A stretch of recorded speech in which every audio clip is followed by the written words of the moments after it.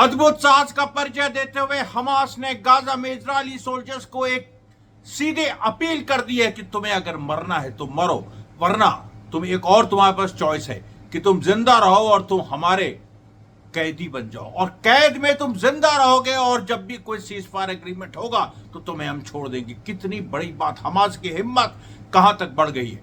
उसके बाद सीरिया की पूरी सच्चाई सामने आ गई कि वाकई इजराइल का असली मकसद क्या है सीरिया पे, जो उसने एचटीएस की सरकार, पहले असद की सरकार गिराई, फिर एचटीएस की सरकार बनवाई, और अब अल शरा को भी क्योंकि उसकी जरूरत पूरी हो गई तो उसको भी मार दिया जाएगा, जैसे ओसामा बिन लादेन को मारा गया। ये सबको समझना चाहिए, इसमें सारे पूरी मुस्लिम दुनिया को समझना चाहिए, सबको, हिंदुओं को भी समझना चाहिए, बुद्धिस्ट को समझना चाहिए, क्योंकि उसके बाद सीधे नंबर साउथ एशिया का आने वाला है, जब पूरे एक मिडिल ईस्ट वेस्ट एशिया पे अमेरिका इजराइल कब्जा कर लेंगे।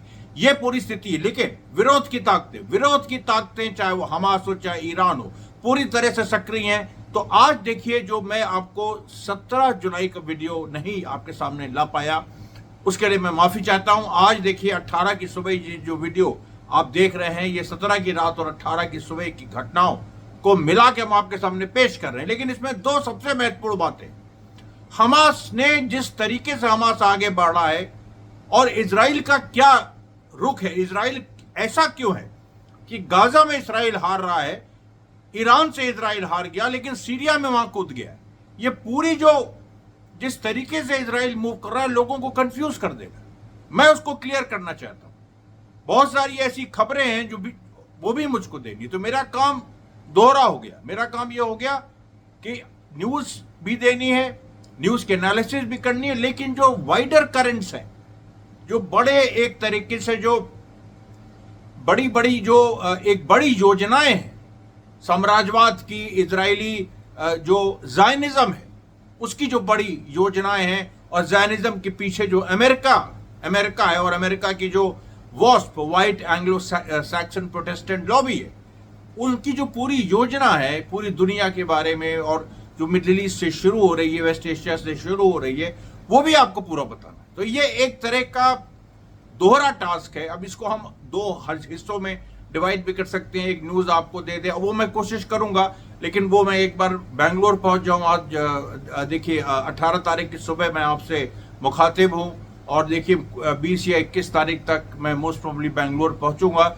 उसके बाद ही ये व्यवस्थित हो पाएगा। लेकिन उसके पहले भी मैं कोशिश पूरी कर रहा हूं कि आप तक ये कंफ्यूजन ना हो, कि न्यूज भी आपको न्यूज भी मिलती रहे, न्यूज एनालिसिस मिलती रहे, उसके साथ साथ जो बड़े जो करंट्स हैं, जो बड़ी योजनाएं हैं, उनके बारे में भी चर्चा हो। आज हम दोनों को कंबाइन करेंगे। तो देखिए, सबसे पहले जो शुजैया में जो एक बड़ी घटना घटी है, जहां पर हमास ने फिर इजरायली सोल्जर्स को बुरी तरीके से मारा है, कम से कम 3 इजरायली सोल्जर घायल हुए हैं, और इस बार जो एक्सप्लोजिव डिवाइस फिर से जो EFP हैं, एक्सप्लोजिवली फॉर्म्ड पेनिट्रेटर, उनका इस्तेमाल हुआ है, और उसमें फिर से इजरायली सोल्जर्स घायल हुए हैं। शुजैया की ये बात है। जो जबलिया में घटना कल घटी थी, उसमें जो 2 इजरायली सोल्जर्स के घायल होने की बात थी, अब वो संख्या 4 हो गई। उसमें से 2 क्रिटिकली घायल हैं, जहां तक मेरी इंफॉर्मेशन है वो मारे भी जा चुके हैं। मैं फिर से आपसे अपील कर दूं एक बार कि इस वीडियो को अंत तक देखिएगा। बहुत ही विषम परिस्थितियों में, मैं एग्जैजरेट नहीं करता हूं, बहुत ही विषम परिस्थितियों में मैं आप सामने ये वीडियो ला रहा हूं, और इस समय एकदम देर रात का वक्त है। उसमें देखिए जो सुबह की भी खबरें मैंने उसमें इंक्लूड कर ली, मतलब देर रात, मतलब जो 18 की ये तड़के सुबह आप कह लीजिए, उस समय बारिश भी यहाँ बड़ी जबरदस्त हो रही है, बड़ी मुश्किल से भी वीडियो बन रहा है। क्या तो ये मैं आपको बता रहा था कि शुजैया में जो देखिए घटना घटी, वो एक बड़ी घटना है। जबलिया में जिस तरीके से हमास ने जो इजरायली सोल्जर्स को घायल किया, उसमें कई मारे भी गए हैं, उसमें घायल हुए हैं, उसमें से 2 के मारे जाने की पूरी संभावना है। उसके बाद देखिए जो खान यूनिस में एक अंडर कवर एक इजरायली फोर्स को हमास ने चिन्हित करके मारा। ये घटना पहले भी हो चुकी है। आप याद करिए, अंडर कवर इस तरीके की एक फोर्स पहले भी ये मेरे ख्याल से मई के लास्ट में ये घटना हुई थी, जब एक अंडर कवर इजरायली फोर्स उसने घुसने की कोशिश की थी गाजा के अंदर और उसको वहीं रोक दिया था हमास ने। आज भी ऐसी कोशिश हुई। पिछली बार सेंट्रल गाजा के आसपास, शुजैया के आसपास हुई थी, अल तुफा शुजैया वाले एक्सेस में। इस बार खान यूनिस में हो रही, और खान यूनिस में मतलब खान यूनिस में हुई, और खान यूनिस में, और ये 17 की रात की पूरी बात है। खान यूनिस में हमास के फाइटर्स ने 2 चरणों में इस चैलेंज को उन्होंने मीट किया। एक तो उन्होंने, देखिए, जो इजरायली फोर्स थी उस पर आरपीजी शेल, जलाल स्ट्रीट। अब जलाल स्ट्रीट जो खान यूनिस में है, जैसे ही खान यूनिस शुरू होता है, अगर आप उधर से चलिए उत्तर गाजा से साउथ की तरफ, तो जलाल स्ट्रीट पहले पड़ता है। जलाल स्ट्रीट में इजरायली फोर्सेस जो अंडर कवर थी, यानी वो वर्दी में नहीं थी, तो वो जब घुसने लगी तो हमास के फाइटर्स ने उनको पहचान लिया। और ये हमास के स्काउट्स जो इजराइल और गाजा बॉर्डर पे हैं, जो आपको मैंने बताया था टीले हैं, उन टीलों पे कई स्नाइपर्स को मार गिराया हमास ने और कब्जा कर लिया, एक तरह से अघोषित कब्जा, घोषित नहीं, अघोषित कब्जा। उसके जो स्काउट्स हैं, उसके हमास के जो जासूस हैं, वो वहां पर घात लगाए बैठे रहते हैं। कोई भी आता है तो उसकी खबर वो हमास तक पहुंचाते हैं। वही बात हुई। तो इसलिए देखिए, जैसे ही वहां से साउथ, ये खान यूनिस क्योंकि साउथ गाजा में, तो उधर से जो इजरायली बॉर्डर है, वहां से जब एंट्री शुरू हुई इजरायली सोल्जर्स की, जलाल स्ट्रीट सबसे पहले पड़ता है, और जलाल स्ट्रीट में ही घात लगा के सीधे आरपीजी शेल मार दिया। आरपीजी शेल मतलब आप सोचिए, पूरा जो एक जो आरपीजी लॉन्चर, रॉकेट लॉन्चर होता है बड़ा सा, उसका पूरा एक उन्होंने यासीन 105 शेल मार दिया, और उससे त्राही त्राही मच गई। एकदम से इजरायली सोल्जर्स भागने लगे, और इसी पूरे उसमें हमास ने पकड़ के इजरायली सोल्जर्स को बाकायदा उन्होंने एक छोटे लाउड स्पीकर से अनाउंस किया।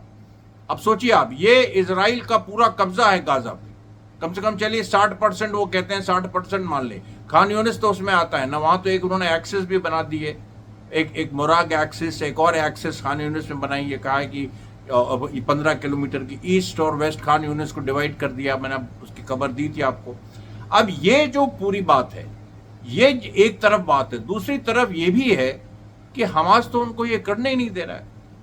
हमास ने ये वहां से इजरायली सोल्जर्स को बाकायदा पकड़ के छोटे लाउड स्पीकर से बोला, उनको जैसे पहले उठाने की कोशिश थी, इन लोगों को उठाया नहीं, इन लोगों को मारा भी नहीं। इन लोगों से कहा तुम जाके संदेश दो।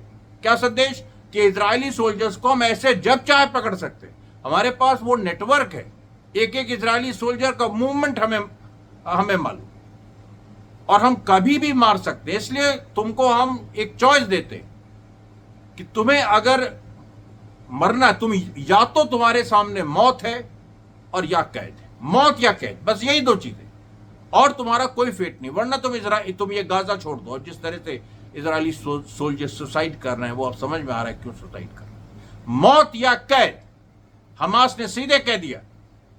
और मैं आपसे अपील करूंगा सब लोगों से, जो भी मेरे सब्सक्राइबर, कि भाई देखिए, आपके ऊपर जिम्मेदारी है इस संदेश को आगे ले जाने की। किस संदेश को आगे ले जाने की? कि गाजा में इतना बड़ा कत्लेआम हो रहा है।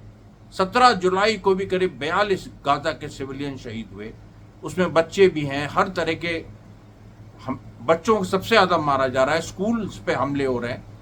तो ऐसा कैसे है कि गाजा में इतना बड़ा हमला इजराइल कर रहा है, लेकिन इजराइल हार रहा है? हमास की हिम्मत ये कैसे हो रही है कि वो सीधे चैलेंज करे? मेरे पास देखिए, मैं ट्रैवल कर रहा हूं, मेरे पास एडिट के भी वो टूल्स नहीं है कि आपको मैं वो सब स्क्रीनशॉट्स दिखा सकूं। मैं फिर से माफी चाहता हूं आपको इस बात, मैं उसको दिखाऊंगा जैसे ही मेरे पास मौका लगेगा, मैं उसको दिखाऊंगा। हो सकता है कि 18 जुलाई का जो ये पहला वीडियो है, 18 जुलाई का जो दूसरा वीडियो मैं रात को ये 8:30-9 बजे जारी करूंगा, उसमें मैं जरूर इस चीज के कुछ स्क्रीनशॉट दिखाऊंगा कि हमास ने किस तरीके से ये पूरा चैलेंज किया है। जहां एक तरफ इतना बड़ा नरसंहार हो रहा है, वहीं हमास चढ़ा हुआ है। और मैं दोनों चीजों को आपके सामने लाता हूं। इसमें कहीं भी ये बात नहीं है कि हमास चढ़ा हुआ है वहां पर, इसका मतलब है कि वो गाजा के सिविलियंस का कत्लेआम नहीं हो रहा। नहीं, वो हो रहा है, लेकिन हमास भी चढ़ा हुआ। दोनों सच है, और दोनों सच्चाई पैरेलल चल रही। ये आपको बताना फर्ज है। और ये जो बाकी आप देख लीजिए, टाइम्स ऑफ इंडिया देख लीजिए, हिंदुस्तान टाइम्स देख लीजिए, सबसे खराब TV9 भारतवर्ष, जो भाजपा का माउथ पीस है, सांप्रदायिक चैनल है TV9 भारतवर्ष, और वो जो है हमारी चीजें चुरा के वो दिखाता है, और लेकिन एक तरफा, या तो ये दिखाएगा कि ये कर दिया। अभी ईरान की भी खबर में सीरिया के बारे में बताऊंगा, उसमें भी ये बात, या तो ये दिखाएगा कि हमास ने एकदम एक तरफा कुछ कर दिया, या इजराइल ने गाजा में एक तरफा कर दिया। तो जो देखने वाला है उसको समझ में बात नहीं आती कि एक तरफ गाजा में ये हो रहा है तो हमास ये कर रहा है, कि कौन सा सच है, कंफ्यूज कर दो। जैसे इजराइल कंफ्यूज करता है कि इधर गाजा में हार रहे हैं, उधर सीरिया पे हमला कर दो, सीरिया में एक वो कर दो, सीरिया में हार रहे हो लेबनान पे कर दो, लेबनान में हार रहे हो ईरान पे कर दो, ईरान में हार रहे हो फिर गाजा पे कर दो। इस ऐसे गोल गोल घुमाते रहो। उधर यमन मार रहा है, यमन का कुछ उखाड़ नहीं पा रहे। अरे मौत या कैद, या साफ है हमास ने कह दिया। और मैं क्यों ना इस बात को बड़ी प्राउडली कहूं, तुम बताओ। देखिए, मैं जानता हूं कि ये जो हमारे बहुत सारे लोग इस तरीके से व्यूज वगैरह पे असर पड़ता है, लेकिन हमें तो सच बोलना। अच्छा देखिए, अभी जो पूरी एक सिचुएशन है उसमें आप तसव्वुर करिए कि हमास जो है वो उसका कंट्रोल पूरे गाजा में अब हो गया है। नॉर्थ से लेके केवल राफा के एक छोटे से हिस्से को हमास ने छोड़ रखा है। अब इसका असर क्या हो रहा है? इसका असर ये हो रहा है कि इजराइल जो है वो अब नेतन्याहू, वो भले ही कुछ भी सीरिया में कर रहा हो, इजराइल में वो फंस गया है। वो दो नाव पे पैर रख के चल रहा था, वो दोनों नाव उसके नीचे से खिसक गई। वो कैसे? वो ऐसे कि एक तरफ जो शास पार्टी ने सपोर्ट विड्रॉ कर लिया है, हरेदीज के का जो कॉन्स्क्रिप्शन लॉ वो लाने वाला है कि हरेदीज मिलिट्री सर्विस से एग्जेम्प्ट है, वो फंस गया है, उसकी सरकार गिर सकती है।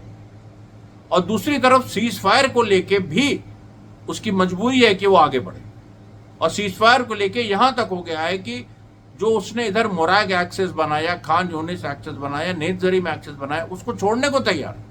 और अब ये राफा में केवल कह रहे हैं कि राफा में इजरायली फोर्सेस रहने दो, जो फिलाडेल्फिया एक्सेस है, जो पिछली बार भी नहीं छोड़ा था, इस बार भी वो यही कह रहे हैं। अब देखिए क्या होता है आगे, मैं इस पर कोई कमेंट नहीं करना चाहता हूं, लेकिन हमास ने एक डर पैदा कर दिया है इजरायली सोल्जर में, एक एवरेज इजरायली सोल्जर में और एक एवरेज इजरायली सेटलर में, जिस डर उसके बारे में आपको बताना जरूरी है।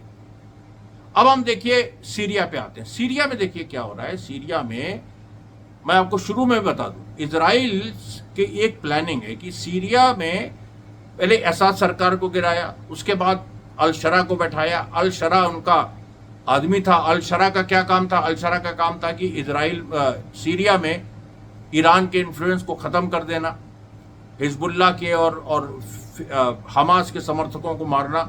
उसके बाद उससे भी बड़ा मकसद, जो एक टास्क दिया गया था अल शरा को, वो ये था कि शिया को सुन्नी से, अलावाइट ये सुन्नियों को अलावाइट से, अरब्स को ड्रूज से, इस तरह से तुम लगातार एक वहां पर सेक्टेरियन स्ट्राइफ, एक इस तरह की जो एक सांप्रदायिक एक सिचुएशन लगातार सीरिया में पैदा करते रहो, जिससे इजराइल ये कहे कि देखो हम ड्रूज को प्रोटेक्ट कर रहे हैं। फिर उसके बाद एनार्की फैलेगी, अराजकता फैलेगी, तो इजराइल कहेगा हम अराजकता ठीक कर रहे हैं। अंग्रेजों ने भी भारत में इस तरह से किया।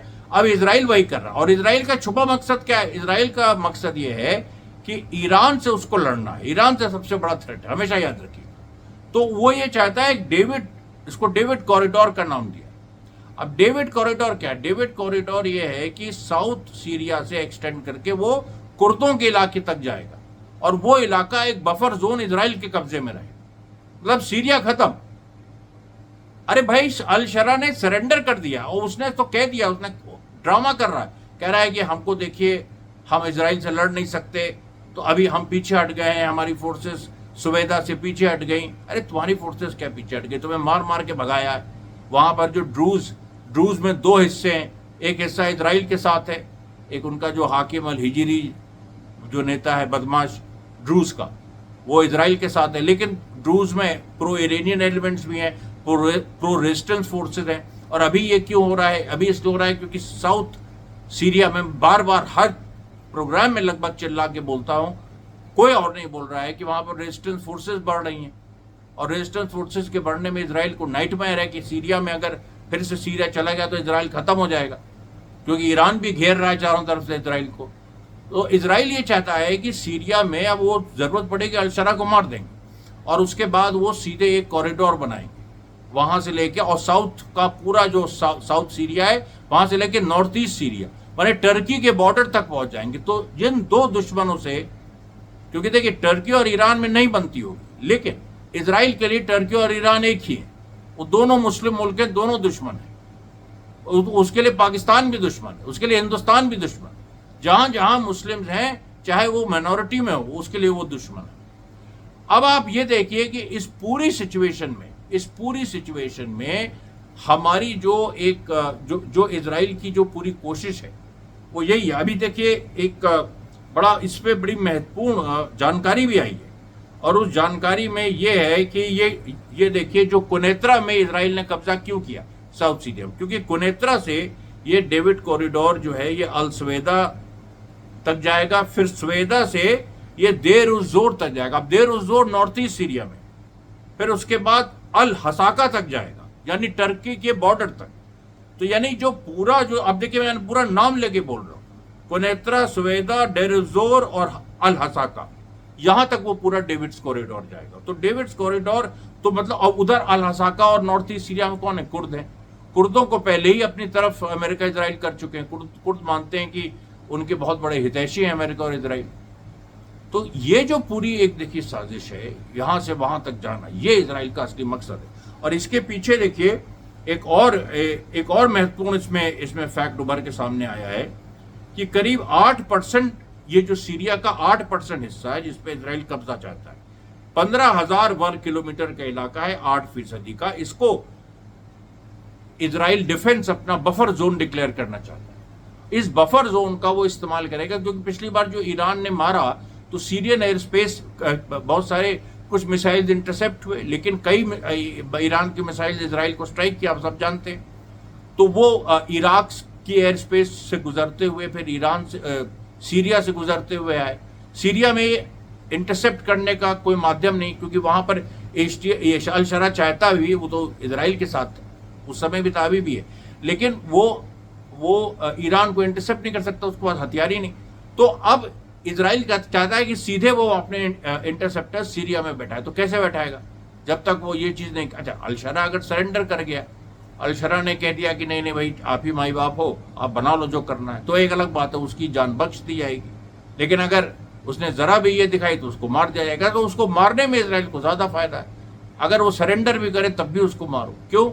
इसलिए क्योंकि दुनिया को दिखाने के लिए तो ये होगा कि देखो हमने एक और आतंकवादी को मार दिया, ये आतंकवादी था, हमने इसका इस्तेमाल किया, इसको हमने एक क्लीन चिट दी।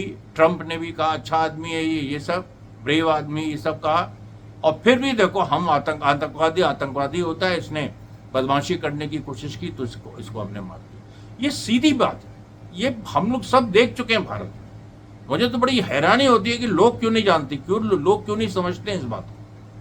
और मैं रात में सुबह उठ के आपके लिए ये पूरा वीडियो बनाता हूँ। तो अभी आप देखिए ये पूरा जो खेल है इजराइल का, ये मैं फिर से कह रहा हूँ, दक्षिण सीरिया पे पूरा कब्जा, और दक्षिण से लेकर नॉर्थ ईस्ट सीरिया पे टर्की और ईरान दोनों को धमकाना और ऐसी स्थिति बना देना। क्योंकि देखिए टर्की ईरान जो भी आप कहिए, कभी भी एक तो हो सकते हैं ना इजराइल के खिलाफ। मैं तो सऊदी अरेबिया ईरान एक हो सकते हैं। इजराइल नहीं ट्रस्ट करता है, चाहे तुम उनके पैरों में गिर जाओ, मुसलमान हैं, शिया हैं, सुन्नी हैं, उनके पैर में गिर जाएं, वो कुछ देर इस्तेमाल करेंगे फिर मार देंगे, क्योंकि उनको ट्रस्ट ही नहीं है। तुम पैदा हुए मुस्लिम घर में तो हमारे दुश्मन हो, ये सच्चाई है। और हिंदुओं के बारे में भी इजरायली ऐसे सोचते हैं कि हिंदुओं को भी मार देना चाहिए। और ये सबसे एक चौंका देने वाली बात है, जो मैं आपको कई बार बता चुका हूँ, हिंट भी कर चुका हूँ।